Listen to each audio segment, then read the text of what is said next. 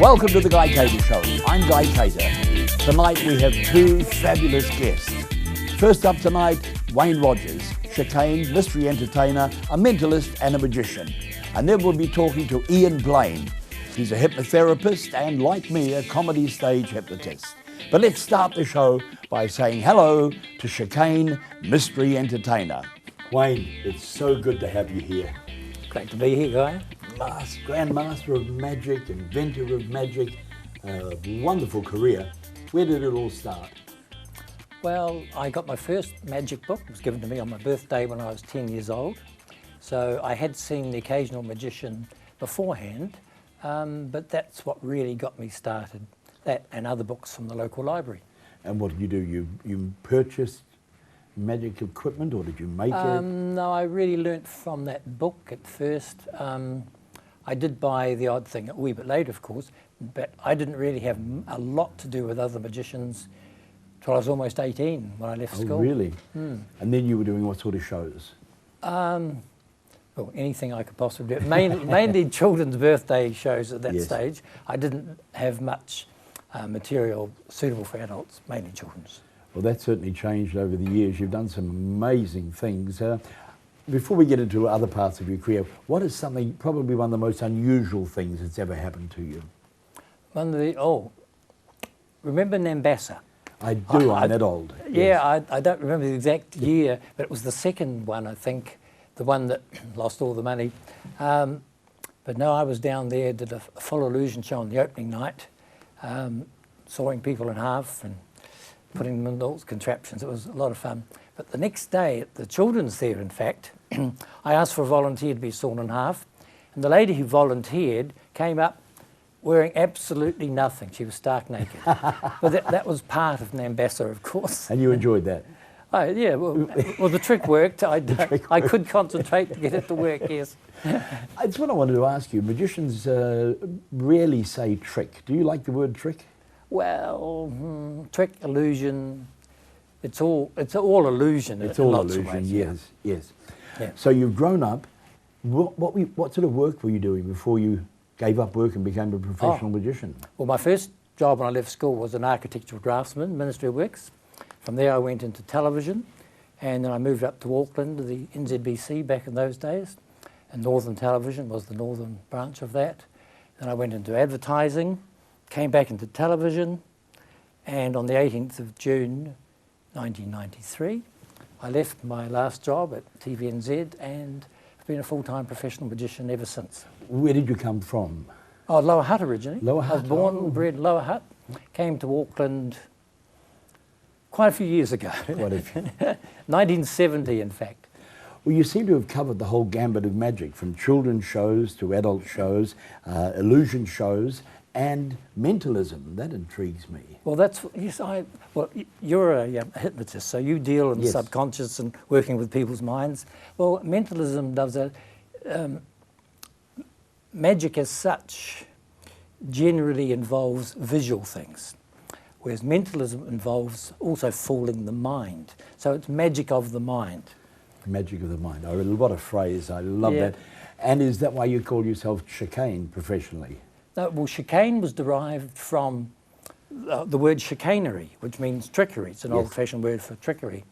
And I was the amazing chicane at one stage because that was sort of the trend back in those days. Yes. But now I'm basically chicane mystery entertainer, and I emphasise the mystery part because people come and say, "Oh, you're a magician," and they hide their wallets and do all those fun things, but it's got nothing to do with that, of course. And so I've moved. I still do visual magic. I still make brooms appear and things like that, but with a little mentalism, a mind magic twist to it.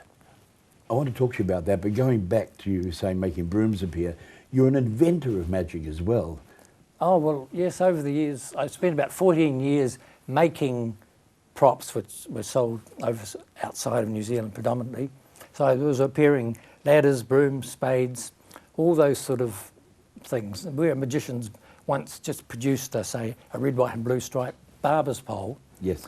I made them into something that looked more natural, like a long-handled garden shovel or a spade or a broom, something like that. So that was my specialty. That's what I did. You're a Grand Master of Magic. What does that mean exactly? Oh, well, the Grand Master, that is really the sort of the top award for a magician from his peers in New Zealand. So, and there's roughly been about 16, I believe, over the years.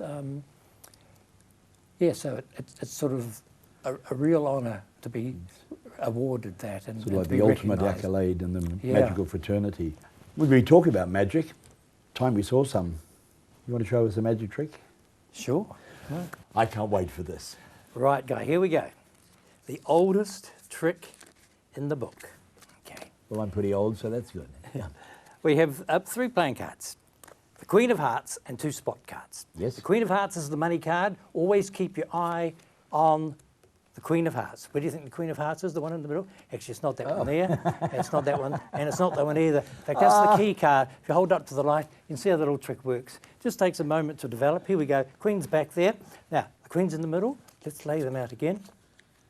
Which one do you think is the Queen? It's not the one over there. No. It's not that one. Actually, it's not that one either. That's the key card. If you hold up to the light, you can see how the little trick works.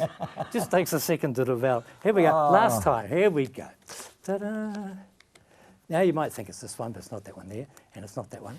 Actually, it's not that one there. That's the key card. If you hold up to the light, you can see how the little trick works. Now, because we're all friendly here, I'm going to let you into a little secret. The Queen has got a 4 on the back. Ah. Did you realise that? No, I didn't know Actually, that. it hasn't. Oh. That's the key card. If you hold up to the light, you see how the little trick works. 1, 2, 3 little card. And of course, you know where the Queen is. She's right back where she started. Wow. Ah, that was tremendous, Wayne. Thank you very much indeed. Now, we're all variety performers. That's what this show's all about. How do you get your work? And is it difficult? Do you use agents? Do you promote yourself? Like it, you have to do all the same things that plumbers, carpenters and electricians do. You have to market yourself. I do work, I get direct work off websites. Every time you work, hand out business cards, because a lot of the work comes back from the shows that you have done. Yes. I do work through some agents, and yeah, but I just, every branch of marketing you can think of has to be used by magicians. Yes, you're right. Well, I think I find that even with hypnotists and comedians. Oh, exactly, yeah. Don't do the marketing, you don't get the work, do you? No. And it's a bit tough out there sometimes. Have there been any times in your career that you found tougher than others? Yeah, I probably went into the manufacturing side of thing as an extra. Of course, yes. I could have just invented and made those things myself and kept them to myself. Yes. But it was quite lucrative then to actually manufacture them and export them. Especially when I began, the New Zealand dollar was something like worth 50 cents against the American. Yes. And so to sell overseas and get the money coming back to New Zealand was a good thing to do That back was then. very good, So yes. that all helped. So It's- if I wasn't performing, I was building something for someone else. Yes. Where do the ideas come from? You've actually invented, well, you've invented some remarkable things. It's hard to know where ideas come from.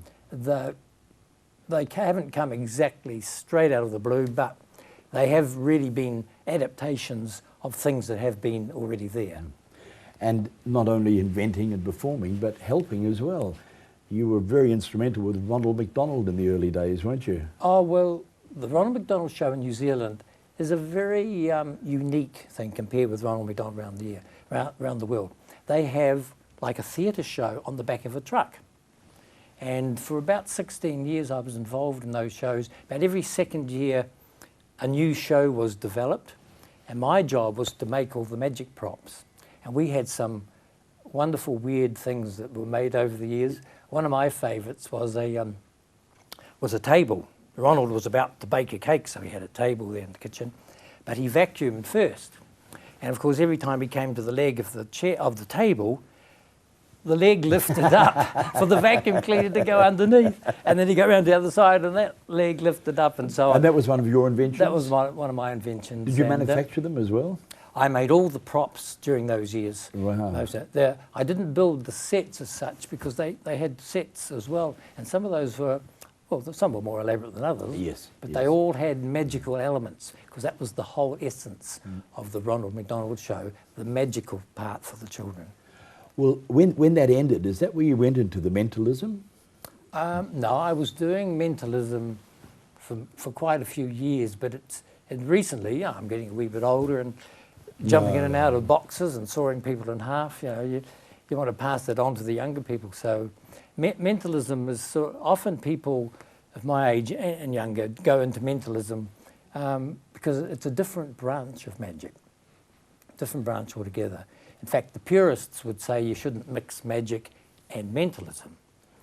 So I'm not a purist. Right. I do mix An them together. individualist. Yes, that's right. Yes, I mix them together. So what, do you get people divining cards or reading cards, or you make predictions? Yeah, well, see, a magician would get someone to choose a card, Yes. whereas a mentalist would ask them to, say, select a card or to choose it in a more random sort of way, and then you'd work on the mind and you'd gradually work out exactly what card. So Wayne, as an inventor of magic illusions and a worldwide renowned inventor, when you see a program with Chris Angel or Dynamo and you see the remarkable feats, do you immediately go, now how did they do that, or I know how they do it? How do you feel when you see those shows? Well, I'm intrigued like everybody, of course. With a bit of knowledge, you sort of always try and work things out. But the thing is, when a magician goes on a stage, he has perhaps a proscenium stage, he might have backstage helpers, but he's basically using all the techniques of the theatre Yes. that have been around for a long time, plus a few extra tricky things that we magicians come up with. Now, when Dynamo and Chris Angel make a program, they're on television. Now, television itself has a whole myriad of extra tricks and special things that they can do. And so if you were working on one of those shows, you'd be silly not to use those additional things to enhance your magic. And so I've not worked on one like that before myself, but I'm sure if I was doing it, I would want to use every trick in the book, whether it be theatre, television, or whatever, to make that show the best it could possibly be. Have you got something else you can show us? I will do something especially for you. Oh, wonderful. Let's try a little bit of mentalism with you. Ah, yes. This is a prediction card. We'll place that right down there, okay? Right. Don't look at it yet. Deck of cards. Right, hold those face up. And what I want you to do, Guy, is to divide the deck roughly into two halves. Into two halves? Two halves. Like this, face up? Yeah, just hold one half in each hand. Now you're going to discard into the net one half of the cards. Which half? What, you mean either? Yeah, throw either one. Get rid of, okay. Do the same with that pile. Divide them up. Hold them in your hands, okay? And once again, you decide, throw half away. Okay, now we started off with 52 cards. We're down to just a few. Yes. Just touch the back of any card. That That one. one there, okay? Hold your hand out flat. Don't look at the card yet. Right. Now we had 52 cards. Yes. We're down to one. Now what do you think the chances are that that card could be the same as this one? I'd probably say 52 to 1. You're right. Turn it over. Let's see what you've got. 7 of clubs. 7 of clubs. Oh, my goodness. Look at that. A perfect match, Guy. And you did it. You did it. Brilliant. I like that. I'm sure you were as impressed as I was by that. So we've just cajoled Wayne to do one more trick for us. Okay, Guy. That was a 52 on 1. This is a 50-50 chance. Yes, I can see that. I want you to look at the two bags. One has a blue spot, one has a red spot. I see that. Now, without me looking at where you're looking, I'll just look away from it. Choose one of those bags, one of the colours. Don't tell me what colour you thought of. Yes. I'm now turning back to look at you. Right. You're thinking about it. In the envelope, I have instructions for what's going to happen. I've got 2 sets of instructions. I can only keep one, depending on what colour I think you chose. Don't change your mind. Okay.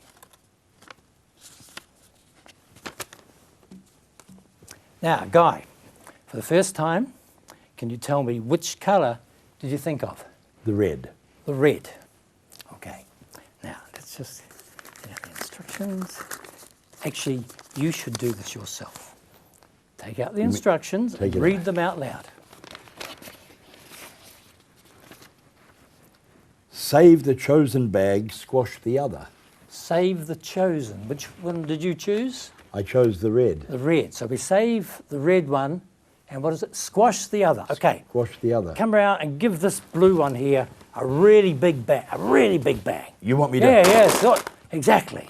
Yeah? Right, that's fine. Go. Just relax. Okay, I'm relaxed.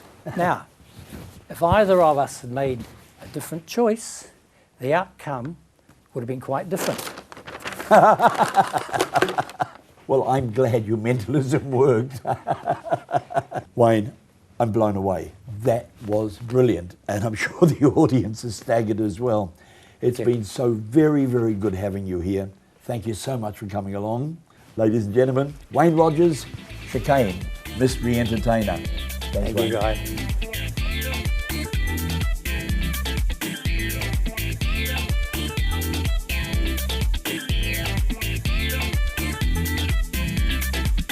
Welcome to the Guy Cater Show. I'm Guy Cater. We'll be talking to Ian Blaine. He's a hypnotherapist and, like me, a comedy stage hypnotist. Ian, so good to have you on the show. Thank you. It really is. Now, a lot of people are surprised that I would have a hypnotist on the show, Definitely. being a hypnotist myself. But we're a small community, and in the main, we're a friendly community, aren't we? Yeah, that's right. Yeah, we are. But we're talking about, in general, yes. We're talking about you now. What made you become a hypnotist? Probably started my interest in hypnosis was back in the 80s, watching TV programs like Paul McKenna show back in 86, 87 I think it was, back around then. Had an interest about how you could just click your fingers and make people do stupid things. Obviously, once we learned how to do it, it wasn't that simple, unfortunately. Exactly. But, yes. and then I had an interest in natural therapies, so I learnt hypnotherapy through Hypnosis New Zealand. That's Grant Boddington, a mutual friend down in Wanganui. That's right. A great tutor. Yep, excellent. And so started doing hypnotherapy in 2007, and then I was helping some nurses at Auckland Hospital stop smoking, and they said, do you want to do a fundraiser for us for the hospital? So I was, sure, give it a go. And so before the show I was feeling confident with hypnotising people, but nervous about being on stage and the showmanship side. Yeah, the showmanship side, yeah. So I was struggling with that a little bit. But I did the show and it went really well and had really good feedback, and basically all the volunteers on stage were hypnotised and responding well, which gave me a false sense of security. Yeah. It doesn't always go that well. And so it just went from there, and I thought this is really interesting. It's amazing to see how people respond when in hypnosis when they look like they're totally awake, but they're not. As you know. So it's, it's entertaining for us to be doing a show and watching what goes on. Of course, because every show is different, because people react in individual ways. Yeah, I guess that's where our job's different from magic or dancers, where they're doing a set bunch of moves that they're practicing. Ours, we sort of suggest something, step back, watch the volunteers respond, and they respond in different ways. And you don't know exactly how it's going to go, do you? It's always fun. Now you work up and down New Zealand. I see your name everywhere. Yeah. Pretty much all over New Zealand. So it's paid for holidays. It's great. Yes. Great way to see our beautiful country. Yes. Well, a question we always ask on this show is, how do you get the work? Now, do you use agents who do your own promotion?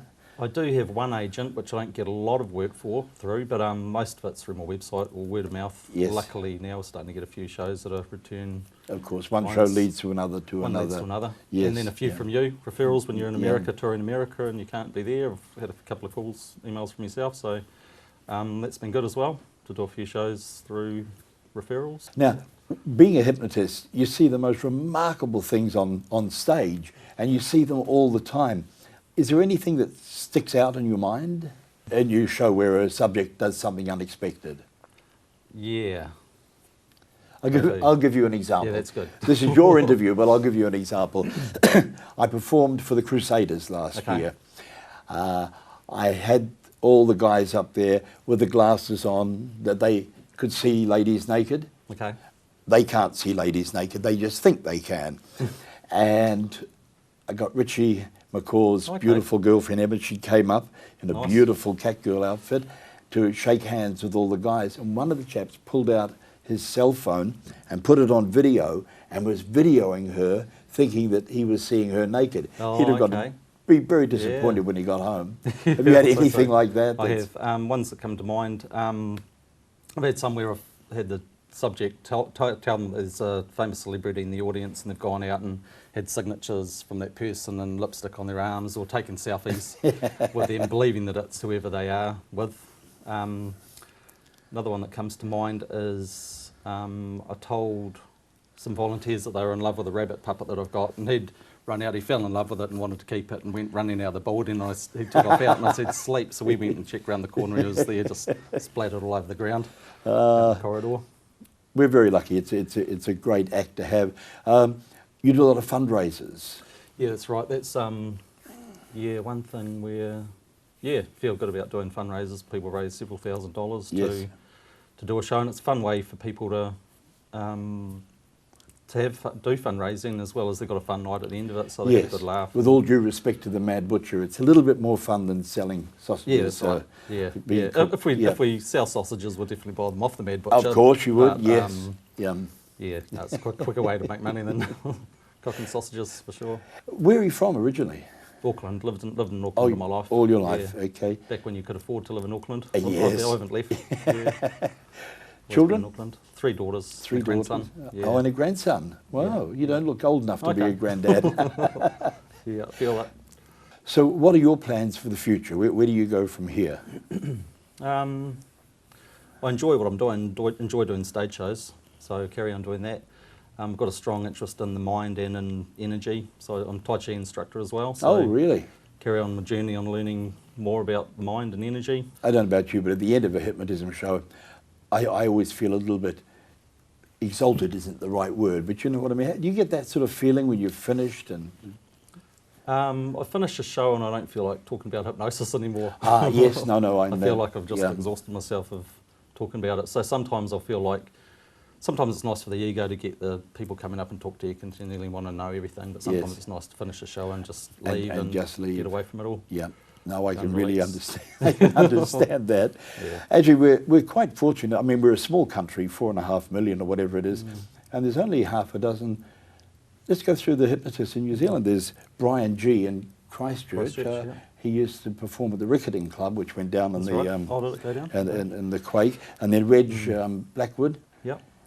Did you see any of his stuff on TV4 that he did? Brilliant. Yeah, I did actually. Yeah, he's brilliant. What do they call it? Street hypnosis. Street hypnosis, Just fantastic. In Wellington, we've got Nigel Kennedy. That's right. And Gerard V, who moved to Melbourne. And then over on the coast, we've got Barry Stewart in Napier and James Marks in Tauranga. And over to Wanganui, our very good friend Grant Boddington. Grant Boddington, yes, Hypnosis New Zealand. And in Auckland, there's you. That's right. So if anybody wants to get a lot of money, fundraising, come and see you. Excellent. You did a wonderful radio thing. Tell us about that. We actually got a little clip of it. Okay. You set it up.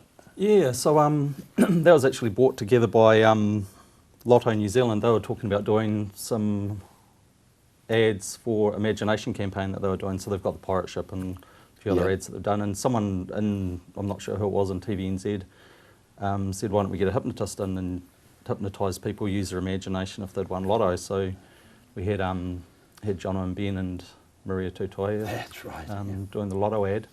And so while I was doing the filming, Jono spoke to me and said, do you want to come into the Rock and do some work with in the Rock? So got a good volunteer and just played with them, messed with them a bit. Well, we're going to have a look at that now. Have a look over there and you're going to see the little clip.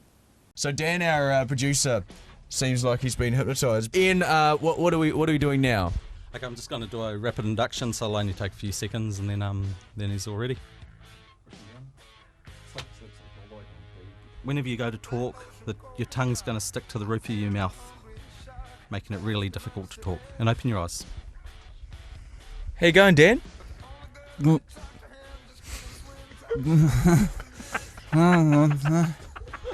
So Dan, our producer, has just been hypnotised. Oh, yeah, he's all good. No, he's good. I'm fine. Just fling his hair like this and sleep all the way down, deeper and deeper. Can I do some bad things to him right now? No, you don't. Yeah, you can go for it. Go ahead. Damn, I could. Wow. In a moment when you open your eyes, you're going to be 9 months pregnant. You're going to be having a baby tonight. You right, Dan? Oh, You okay? what's up, mate? Oh God, it's gonna go. Oh, put some towels down. Where's the towels? Where's the towels? Get the towels. Are you right?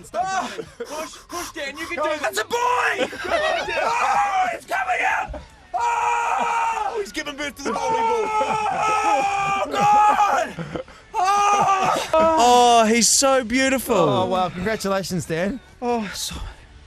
You open your eyes, your feet are completely glued to the floor. I'm unable to move. And open your eyes. Wait, Dan, next gen's crashing. Yeah, come on. On air thing's crashing.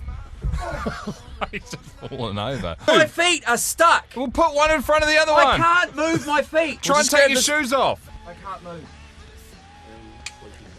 3 eyes open, wide awake, feeling wonderful. Well done, Dan. Hey, Dan. Yeah. Good interview. That's great. It was one of the biggest ones. Thanks, bro. Ian, thank you so much. Thank you so much. Yeah. Ian Blaine, ladies and gentlemen. Now, that's hypnosis. That was wonderful. You did so thank you. well. You have 3 daughters. I have 2 daughters, and I was a single dad. Did you use any hypnosis on your kids? No. You didn't? No, they wouldn't let me. I had a little situation where, you know, the hand test. Okay. My daughter was 11. And she Oh, did it at school, and the kids, and I had to be called to the school. Oh, right. Well, Ian, it really has been fantastic to have you in here, and I wish you all the joy for the rest of your career as a hypnotist. And thank you so much for Thank coming you for on the having show. me. Excellent.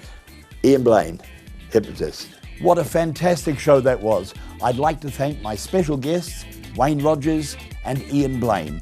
And to remind you to come back next week, same time, same channel, for the Guy Cater Show. And remember, it's nice to be important, but it's more important to be nice. Good night.